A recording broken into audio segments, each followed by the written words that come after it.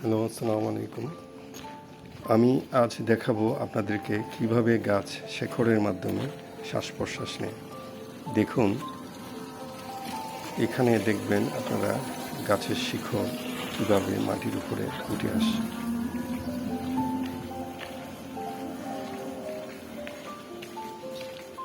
কারণ মাটির নিচে গাছটি মূলত ব্রিদিং স্পেস পাচ্ছে না, এই জন্য দেখুন শিকড় কিভাবে উঠে এসেছে।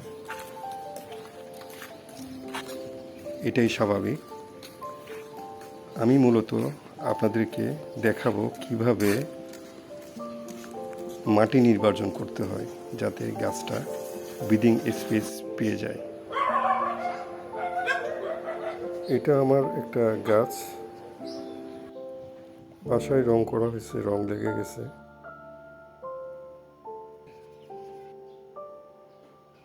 গাছটি হ্যাপি বলতে হয়, কারণ এটা সয়েলটা হচ্ছে আপনার বালি আর রাবিশের মিশ্রণ, 70-30%।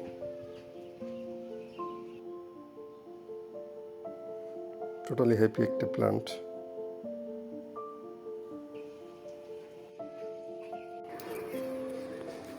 এটা আমার একটা ক্যালেডিয়াম কচু গাছ, এটাও হ্যাপি। এটা মারা গেছিল অলমোস্ট। এটা বালিতে করা হয়েছে, টোটালি ভালোই ব্রিদিং স্পেস পাচ্ছে, ফলশ্রুতিতে নতুন পাতা গজাচ্ছে।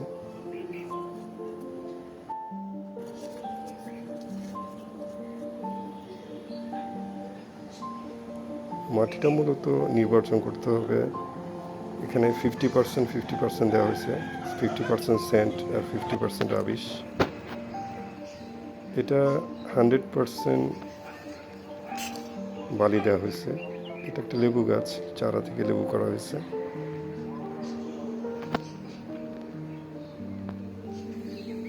তবে এটা একটা সুবিধা হচ্ছে, মাটিতে প্রতিদিনই পানি দেওয়া যায়,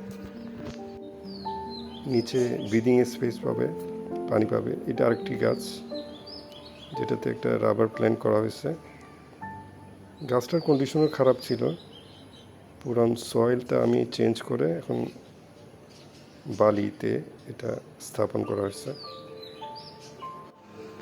তারা হ্যাপি এবং যথেষ্ট পরিমাণ হেলদি প্লান্ট। এটা আরেকটা লেবু গাছ,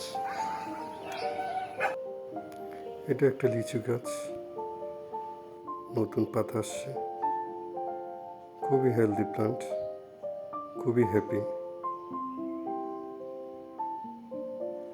এটা বালিতে 100% বালিতে করা হয়েছে। একটা ব্রিদিং স্পেস পাচ্ছে যেহেতু এটা বালি। এটা একটা খেজুর গাছ, এখানে 4টা প্লান্ট আছে।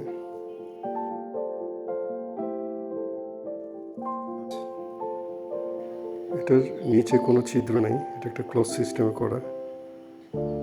ফলশ্রুতিতে পানিটা এমনভাবে দিতে হবে যাতে একটা ব্রিদিং স্পেস থাকে। পুরোপুরি পানি দিয়ে দিলে ব্রিদিং স্পেসটা পানিতে পরিপূর্ণ হয়ে যাবে, এই জন্য একটা ব্রিদিং স্পেসের জন্য একটু জায়গা রাখতে হবে। আপনারা বুঝতে পারছেন, 1/3% পানি থাকবে।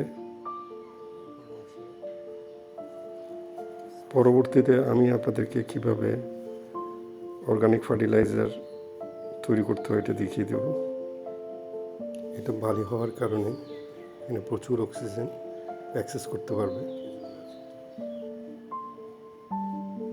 ধন্যবাদ সবাইকে, আপনারা আমার চ্যানেলের সাথেই থাকবেন।